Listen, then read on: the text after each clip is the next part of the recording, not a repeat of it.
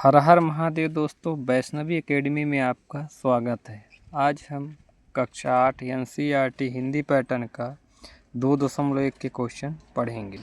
जैसा कि 2.1 में क्या है, आपको चर राशियों का मान निकालना है। ठीक है, अब इसमें क्या है, आपको x का मान इसमें निकालना है, इसमें भी x का मान निकालना है, इसमें t का मान निकालना है, इसमें z का मान निकालना है। कुल मिला के इस प्रश्नावली में ज़्यादातर सिर्फ पक्षांतर है। एक बात हमेशा याद रखिएगा कि पक्षांतर शब्द का मतलब ये होता है कि जैसे ये मान लीजिए आपका LHS है, ये RHS है। ठीक है, कुल मिला के आपका बायां भाग हो गया, ये आपका दायां भाग हो गया। ठीक है ना। एक बात हमेशा याद रखिएगा, कोई भी चिन्ह वाली संख्या हो, मान लीजिए वो बाएं भाग में ऋणात्मक में है, जब वो धन बराबर की उधर जाएगी दाएं भाग की तरफ, तो वो संख्या धनात्मक में हो जाएगी। ठीक है, कोई भी संख्या यदि यहाँ पे धनात्मक के तौर पे है, तो जब भी बराबर की उधर जाएगी तो ऋणात्मक हो जाएगी। अब इधर कोई संख्या धनात्मक में है दाएं भाग में, अब बाएं भाग में आएगी, यानी बराबर की इस साइड आएगी, तो ये संख्या ऋणात्मक में हो जाएगी। ठीक है, कोई संख्या बाएं भाग में भाग के तौर पे है तो दाएं भाग में जाएगी तो गुणा के तौर पे हो जाएगी। ठीक है, छोटी छोटी चीज़ों को आज अपन समझेंगे। जैसे मान लीजिए एक छोटा सा उदाहरण अपन लेते हैं कि x/5 है, बराबर हमने 2 ले लिया। ठीक है, अब यहाँ पे जो 5 है ये गुणा की भाग की स्थिति में है, क्योंकि बटे में है।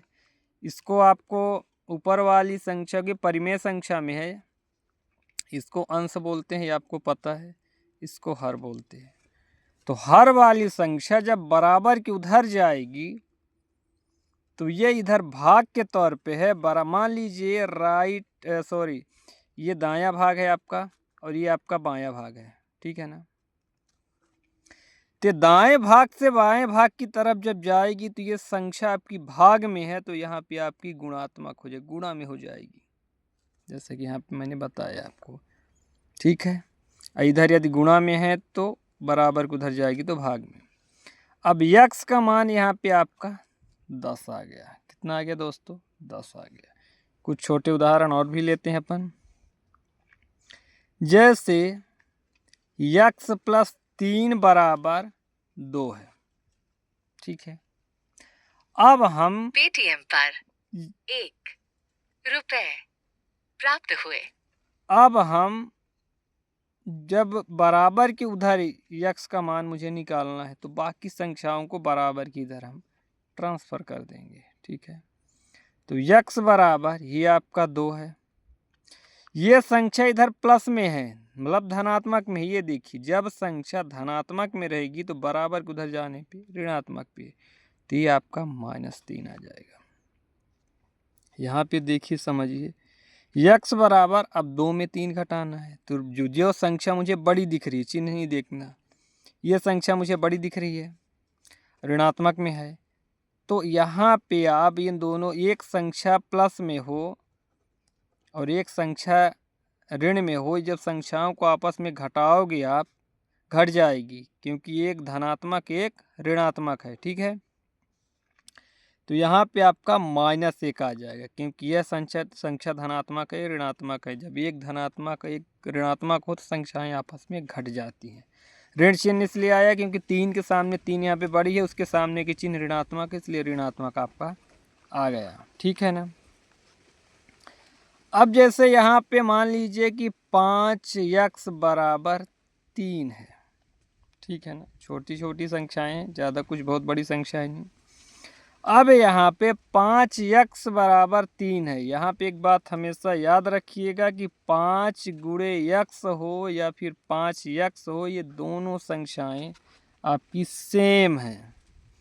5 × x या 5x, ये जो 5 है गुणांक के तौर पे ही है, यानी गुणा में ही है। तो यक्स बराबर, जब ये संख्या गुणा में है तो बराबर की उधर जाएगी तो भाग में हो जाएगी। 3/5 आपका आंसर आ जाएगा। ठीक है। अब जैसे छोटे छोटे क्वेश्चन अपन ने कर लिए, अब जब अपने को बड़ा क्वेश्चन, जैसे मान लीजिए पहला क्वेश्चन, इसको अपन उठाते हैं। ठीक है ना। जैसे ये वाला क्वेश्चन अपन ने उठाए, यहाँ पे देखिए यक्स का मान निकालना है। एक यक्स का मान बराबर की इधर है, एक यक्स का मान बराबर की उधर है। तो कुल मिला के जब इसे अपन सॉल्व करेंगे तो यक्स का मान, यक्स वाली संख्याएं एक तरफ ले लेंगे, बाकी जो सिंपल वाली उनको एक तरफ भेज देंगे।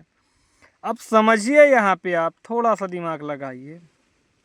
ये 3 यक्स है, ये 2 यक्स है, तो यहाँ पे आप 18 रहने दीजिए और 3 यक्स उतारिए। ये वाली संख्या कुछ नहीं है, मतलब प्लस में है, तो इधर ट्रांसफ़र कर दीजिए, तो ये आपका ऋण में हो जाएगी। धनात्मक में थी, उधर गई तो ऋणात्मक में हो गई।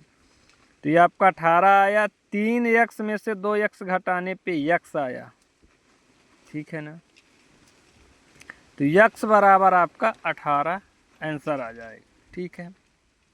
बाकी 1-2 क्वेश्चन और थोड़ा सा बड़े ले लेते हैं अपन। जैसे मान लीजिए 5x + 12 है बराबर 3x है।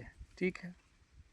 अब यहाँ पे ये 5x है, 3x को बराबर की इधर बुलाएंगे अपन। ये धनात्मक है, कुछ नहीं लिखा, मतलब ये धनात्मक है, तो ये आपका ऋणात्मक हो जाएगी बराबर की इधर आने पे। और ये संख्या इधर धनात्मक में है, बराबर की उधर जाएगी तो ये ऋणात्मक में हो जाएगी। तो 5x में से 3x घटाओगे आप तो 2x हो जाएगा बराबर माइनस आपका 12। ठीक है।